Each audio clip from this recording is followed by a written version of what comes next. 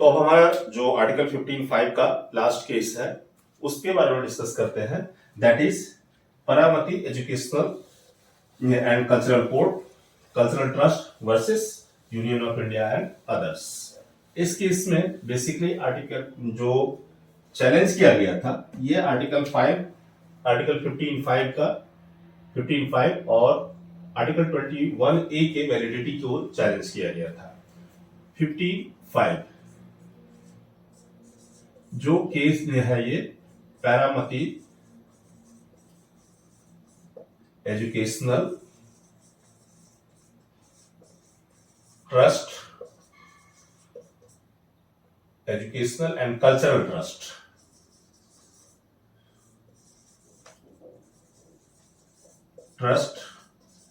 Versus Union of India.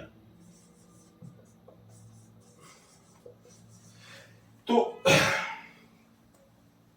इस case में basically जो हम ये चीज देखेंगे, ये आर्टिकल 15 का जो क्लॉज 5 है उसके ऊपर है कि यहाँ पे आर्टिकल 15(5) का जो प्रोविजन था ये आप सभी लोग जानते हैं कि उसमें ये चीज दिया गया था कि इवन जो प्राइवेट सेक्टर्स हैं, प्राइवेट एजुकेशनल इंस्टीट्यूशंस हैं, उन्हें भी यदि बैकवर्ड क्लासेस के अपलिफ्टमेंट के लिए रिजर्वेशन का ऑर्डर दिया जाता है तो उन्हें रिजर्वेशन देना चाहिए। और इसी के लिए चैलेंज किया गया था। इनका ये चीज कहना था कि भाई हम तो जो गवर्नमेंट से कोई ये ले नहीं रहे हैं, कोई एड ले नहीं रहे हैं, तो हम क्यों इस तरह से रिजर्वेशन को फॉलो करें। दूसरी बात है कि इसमें एक और लॉ इन्वॉल्व था कि आर्टिकल 21A जो था वो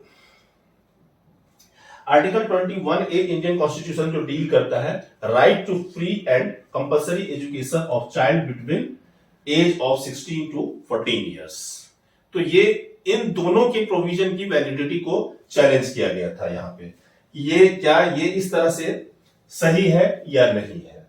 तो पिटिशनर का जो कंटेंशन था, पिटिशनर यानी एजुकेशनल ट्रस्ट जो थे, इनका कंटेंशन था कि ये जो आर्टिकल 15(5) का जो प्रोविजन डाला गया हुआ है इससे तो कॉन्स्टिट्यूशन का जो बेसिक पर्पस है, फंडामेंटल राइट की जो बात की गई है, ये इन्फ्रिंज हो रहा है।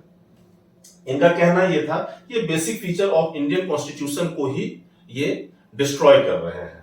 Yes, state shall not be prevented from making a provisions that helps the betterment of scheduled castes, scheduled tribes, and these special enactments shall relate to the admission in the private education institutions. तो ये सबसे पहला तो जो petitioner का contention था कि इस तरह के जो आर्टिकल 15(5) जो आपने डाला है इससे तो जो है जो कॉन्स्टिट्यूशन का बेसिक स्ट्रक्चर है वही अब्यूज हो रहा है। रिस्पोंडेंट का जो यूनियन ऑफ इंडिया की तरफ से जो थे उनका कंटेंशन था कि आर्टिकल 15(5) जो है ये कोई ऑब्लिगेशन नहीं है, जैसे कि आर्टिकल 15(1), आर्टिकल 15(2) जो था वो चीज क्या था कि ऑब्लिगेशन है स्टेट का, ये एक इनेबलिंग प्रोविजन है। आर्टिकल 15(5) आर्टिकल 15(3) की तरह 15(4) की तरह जो है ये एक इनेबलिंग प्रोविजन है। इनेबलिंग प्रोविजन का मतलब क्या चीज होता है कि यदि किसी स्टेट को लगता है, जरूरत है, वहां के बैकवर्ड क्लासेस के अपलिफ्टमेंट के लिए नेसेसरी लगता है, तो कुछ सीट्स को वो रिजर्व मतलब कि तो उस तरह का प्रोविजन बना सकता है।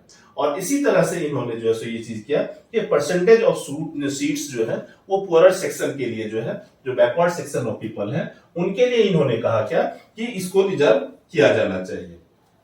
इन सारी चीजों को देखा गया और उसके बेस पे जो डिसीजन आया, सबसे पहले तो कोर्ट ने जो है ना दो अलग अलग चीजों को जो है सो व्यू दिए, दो अलग अलग व्यू दिए। पहला तो ये था कि article 15(5) of the Indian constitution जो है वो दो अलग अलग व्यू को इन्होंने रेफर किया था। वो एक केस था TMA पाल एंड PA ईमानदार केस था। इनके जो है सो डिसीजन को जो है सो इन्होंने रेफर किया था। पहला जो केस था TMA पाल का, उसके केस में क्या डिसीजन था, सुप्रीम कोर्ट ने कहा था कि एक छोटा सा परसेंटेज ऑफ सीट का रिजर्व करेंगे प्राइवेट इंस्टीट्यूशन में। क्यों? क्योंकि जो है सो जो poorer section of the society है, पुअरर सेक्शन है, उसके अपलिफ्टमेंट के लिए इसमें कोई वायलेशन जो है आर्टिकल 19 का भी नहीं हो रहा है और इससे जो है सोसाइटी का अपलिफ्टमेंट हो रहा है। कोर्ट ने जो इसको कंपेयर किया, जो नया पावर जो है यहाँ पे स्टेट को जो दिया गया हुआ था, और इससे ये चीज कहा कि इससे किसी भी तरह का कुछ नहीं है और गवर्नमेंट का एक ये रिस्पॉन्सिबिलिटी बनती है। और गवर्नमेंट को यदि लगता है कि इस तरह से कुछ यदि बैकवर्ड क्लास को अपलिफ्टमेंट के लिए किसी तरह का चीज चीज का जो इवन प्राइवेट में भी जो यदि किया जाना चाहिए तो वहां पे किया जा सकता है। और आर्टिकल 21A जो है वो कंपलसरी एजुकेशन की बात करता है। तो इस तरह से ये भी प्रोविजन जो है वो गलत नहीं है और इनका जो रिट पिटीशन था उसे फिर रिजेक्ट किया गया था।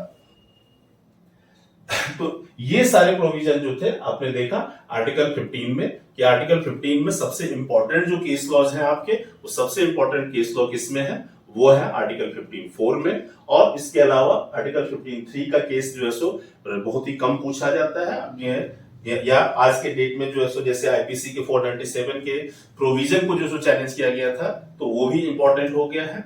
और प्रोविजन वाइज आर्टिकल 15 जो टोटल है वो आपके लिए इंपॉर्टेंट है एंड प्रोविजन वाइज भी आर्टिकल 15(4) से क्वेश्चंस सबसे ज्यादा आते हैं। तो I think that article 15 has been clear to all of you and in case any query then again you can contact us, you can write us in our comment box, and if any query you can contact us. So till then, all of you very goodbye and hope that all the provisions of the under article 15 has been clear. Thank you.